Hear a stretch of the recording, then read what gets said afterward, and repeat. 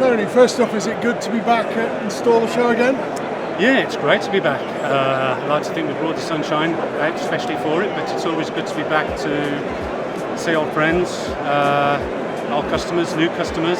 So yeah, it's exciting to be able to present Rinnai for 2024. Great, and what in particular are you sharing with the audience on your stand this year? What have you got to showcase? Well, we have an array of what Rinnai can offer.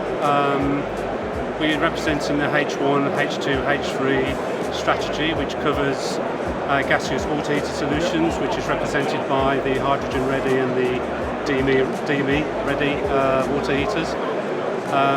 Hybrid systems are represented, and also the all-electric heat pump, electric tank solutions are all represented. So yeah. So a nice range of offerings. And what sort of key industry trends have you been seeing in the last 12 months, and how are you responding to where you feel the industry's at the moment? That's a good question. To be honest with you, I think for Rinnai, we're starting to see a trend for larger capacity solutions coming our way.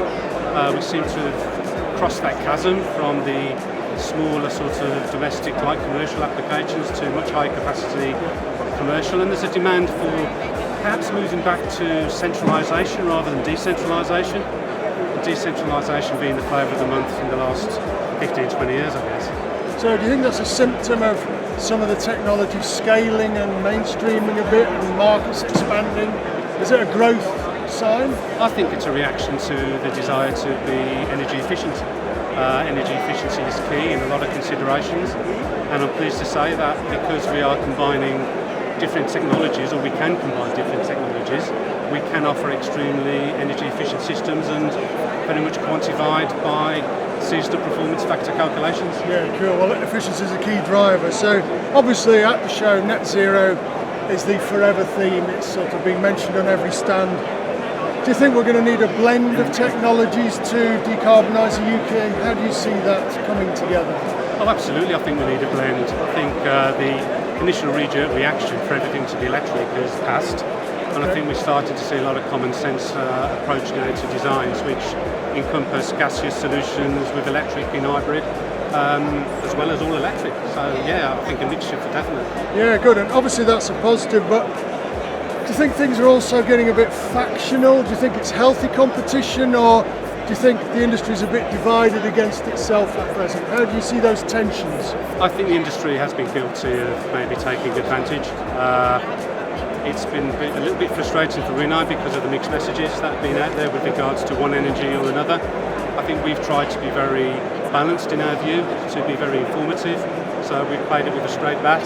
I just hope that the industry moves in that direction to be more informative wholesale to our customers. Yeah, and it is challenging because it is a positional play, isn't it? This is an evolving marketplace, and brands are having to pick their moment with their launches and make a positional play. Indeed. It is very positional, but it just has to be backed up with an investment in resource and clear communication. Yeah, sure. And of course we are on the eve of a general election. Without necessarily going into the politics, what do you want to see from the next government, whatever colour that is, in terms of politics, for policy around decarbonisation in particular? What would you hope for from whoever is at number 10 and 11 shortly? I think a bit of common sense. I think there's a lot of talk over the recent year or two about introduction of legislation. A lot of legislation has been delayed. So it doesn't support clarity and understanding in the marketplace. So I'd be looking for some sort of stability, some clear communication from governments on net zero and introduction of legislation itself.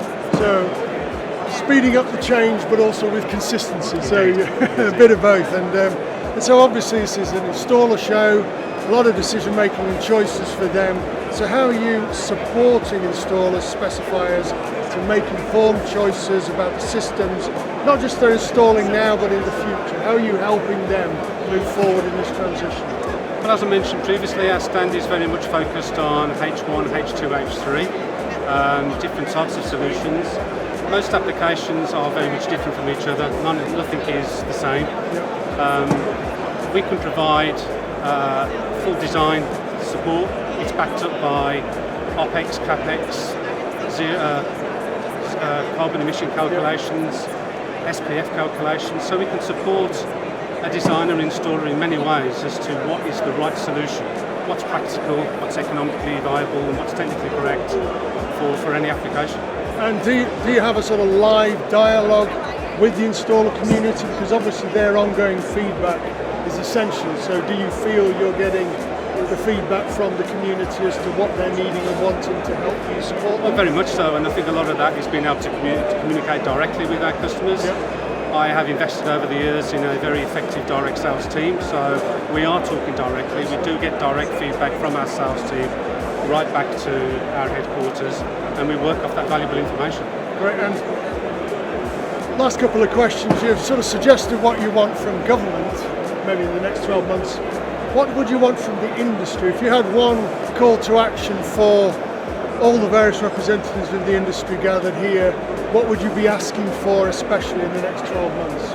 Well, I think we all want the same thing. I think we all want to achieve net zero at some point, and I think it's important that we all sing from the same song sheet.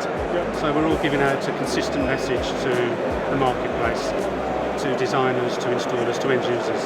That's, for me, that's the important. So you're seeing the transition as a team game? Indeed. Excellent. And then lastly, for yourselves, you've obviously got things to show, understand this year. What have you got coming maybe in the next 12 months? What's next for you looking ahead? Well, as I mentioned before, I see a big move towards higher capacity, and it's very much the feedback I've got from my sales team. And as a result of that, we are considering how we can develop more applied response using applied products and systems. We're going beyond the normal capacity range that we have to hundreds of kilowatts to megawatts. So for us, it's a move towards more applied HVAC solutions. And that's within the next 12 months?